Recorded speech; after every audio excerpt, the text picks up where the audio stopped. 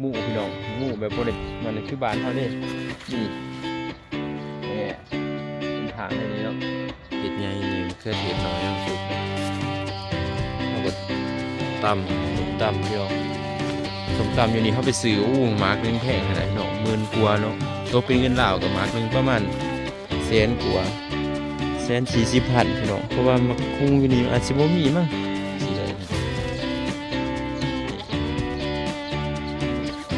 ปัจจุบันเขาเอิ้นพักกระแยงเบียดแต่อยู่นี่คือเขามานี่เขาเอิ้นพักกระแยงเบียดเนาะแต่บ้านเขาก็อาจจะเอิ้นต่างเนาะพี่น้องในเบิ่งเนาะมันสิเป็นมะม่วงแบบ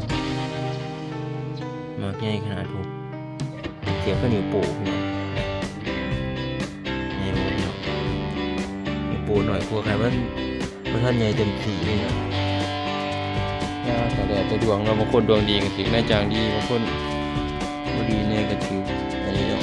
ถือหน้าจางบ่ดีก็ถือซะพี่น้องอันนี้ก็แดดแต่ดวงไว้มันต้องเสียงดวงมาเบิ่งพี่น้อง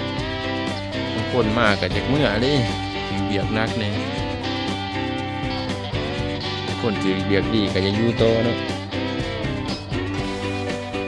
ได้ก็คิดว่าโอเคก็อยู่บ้านเนาะพี่น้องเนาะแต่มันก็ต้องแดกโดยการแบบจะได้ไหม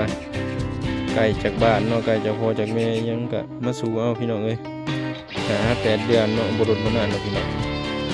เฉพาะเมื่อที่ธุรกิจแต่ก็ยังอยู่บ้านเนาะทำไมเนาะ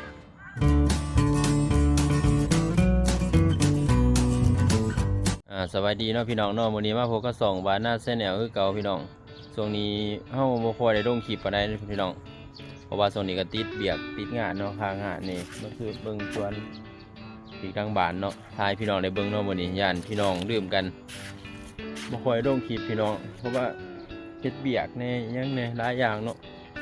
เดี๋ยวพุ่นแหละกลับบ้านพุ่นเนาะเดี๋ยวเฮาสิได้ทายพี่น้องได้เบิ่งเรื่อยๆแต่ตอนนี้ก็สิลงคลิปไปเรื่อยๆอยู่แล้วพี่น้องเนาะ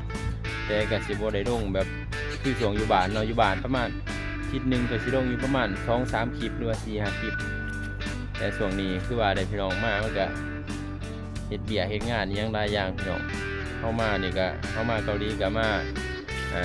ระยะสั้นเนาะมาฤดูกาล5-8 เดือนพี่น้องเดี๋ยวเฮาก็สิได้กลับเมื่อวานเนาะเมื่อถ่ายคลิปพี่น้องให้เบิ่งคือเก่าเนาะแต่ตอนนี้ก็สิลงเล็กๆน้อยๆพี่น้องเนาะลงบ่ได้หลายพี่น้องเพราะว่าติดเบียร์ติดธุระสวนพริกเนาะเฮาเฮ็ดงานอยู่นี่ก็ปลูกพริกเนาะแต่สิปลูกอยู่ข้างนอกเนาะเป็นสวนใหญ่พี่น้องแต่นี่เพิ่นเอามันปลูกไว้กินเนาะพักแต่งอย่างหลายอย่างปลูกแบบปลูกไว้กินนี่สินะกินน้ำกันกับเพิ่นนะพี่น้องเวลาเฮามีแนวกินก็ไปเก็บมาใส่มากินเนาะเฮาปลูกก็มีแต่ปลูกพริกกับปลูกโสมพี่น้องโสมก็หลายเนาะประมาณ7-80 สวนพุ่นน่ะพี่น้องสวนประมาณเดือนที่11-12เนาะเห็นเพิ่นว่าสิเก็บสมพวกก็เกือบซ้ำแขนพี่น้องเนาะเพราะว่า6 ปีพี่น้องจะได้เก็บใส่เวลาล้นขนาดพี่น้องเอ้ยกว่าจะได้เก็บเนาะนี่มาเบิ่งพริกเนาะพริกเป็นพริกหยวกพี่น้องพริกใหญ่นี่เดี๋ยวสิให้เบิ่งบรรยากาศตรงนี้ฝนตกพี่น้องตก2 มื้อเลยเนาะก็คือว่าเป็นวันหยุดของเฮาเลยได้ถ่ายพี่น้องได้เบิ่งบรรยากาศแบบขาวๆเนาะตรงนี้บ่หนาวพี่น้องอยู่เกาหลีแบบอากาศประมาณซุ่ๆกับบ้านเฮาพี่น้องมันเป็นยามร้อนบ้านเขายามร้อนบ้านเขาประมาณ25-30 องศาเนี่ยพี่น้องยามเที่ยงเนาะนี่บักหมูพี่น้องหมูแบบบ่ได้มันคือบ้านเฮาเด้นี่เป็นฐานในนี้เนาะทำบักหมูบ้านเฮาพี่น้องให้จังซี่คือคลิปที่เฮาให้พี่น้องได้เบิ่งเนาะมันสิเป็นบักหมูแบบอยู่ดินเลยนะคือคลิปของเฮาให้พี่น้องได้เบิ่งแต่เขาเจ้าแบบเฮ็ดเป็นจังซี่ขึ้นเลยโอ้โหว่าแบบมันใหญ่มันสิตกดัวเนาะหมูเคยจังซี่เลยนี่ต่างกับอยู่บ้านนี่พี่น้องนี่เนาะอยู่บ้านเฮาเฮ็ดแบบป่งก็ลงดินเลยนี่ก็จะเป็นมะอื้อเนาะแบบว่าปลูกผสมผสานกันเลยนะพี่น้องมะอื้ออยู่ข้างในเนาะ มะอื้อยาวพี่น้องนี่ให้เบิ่งแบบนี้ ปลูกไปกินเองได้พี่น้องหมักแตงเนาะนี่หมักมะเขือเทศพี่น้องเวลาเพิ่นปลูกไปกินเนาะเขือเทศแต่มะเขือเทศใหญ่นี่มะเขือเทศน้อยเนาะสุกเลยเขาก็ตำสมตำพี่น้องสมตำอยู่นี่เขาไปซื้อหมากนึงแพงขนาดพี่น้อง10,000 กว่าเนาะตัวเป็นเงินลาวกับหมากนึงประมาณ100,000 กว่า140,000พี่น้องเพราะว่ามักคุ้งอยู่นี่อาจจะบ่มีมั้งน้ำเขาจากไทยที่บอกนี่มะเขือเทศเนาะมะเขือยาวว่าท่านในโตเต็มที่นี่เนาะมะเขือกันนี่มักพริกเขาเจ้ากับแบบใหญ่เลยนะนี่ปลูกไปกินเขาเก็บกิน3-4 เดือนมักทั่วมักแตงนี่มักแตงซูมแตงเนาะมันก็ใหญ่ยี่พี่น้องนี่บรรยากาศบนเขาอยู่เนาะอันนี้เป็นพวกสลัดพี่น้องแต่บรรยากาศดังบ้านในพี่น้องเบิ้งเนาะนี่พักขันแย่งยังขันอยู่บ้านเขาเอิ้นพันขันแย่งเบียดเนาะอันนี้ก็สลัดที่กันสลัดซีอิ๊ดนี่หอมบัวพันใหญ่พี่น้องเนาะใหญ่กว่าอยู่บ้านอยู่นี่ใหญ่นี่ปัจจุบันเขาเอิ้นพักกันแย่งเบียดแต่อยู่นี่คือเขามานี่เขาเอิ้นพักกันแย่งเบียดเนาะแต่บ้านเขาก็อาจสิเอิ้นต่างพี่น้องนี่มาเบิ่งมะเขือนี่โอ้เบิ่งพริกพี่น้องมากพริกใหญ่ขนาดลงคลิปให้พี่น้องได้เบิ่งเนาะช่วงนี้บ่ค่อยลงปานใดนี่มากใหญ่ขนาดผู้เถียวก็นิ้วโป้พี่น้องนะใหญ่บ่พี่น้องนิ้วโป้หน่อยกลัวใครมันท่านใหญ่เต็มสีเลยเนาะเนี่ยบัดเก็บบางคลิกคันมีเวลาวางสิถ่ายพี่น้องในเบิ่งเนาะใส่รถเข็นนั่งแล้วก็อยู่ไปโหใหญ่ดีพี่น้องเป็นลายขนาดนี้เป็นน้ำกกก็ซื้อได้นี่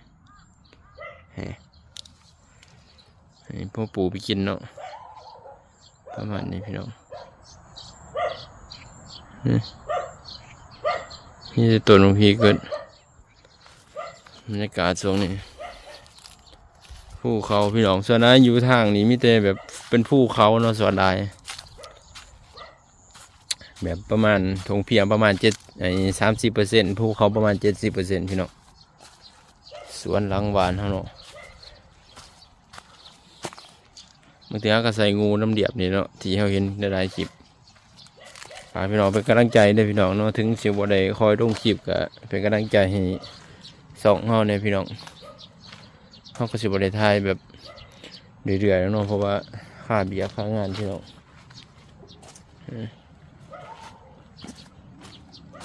บรรยากาศ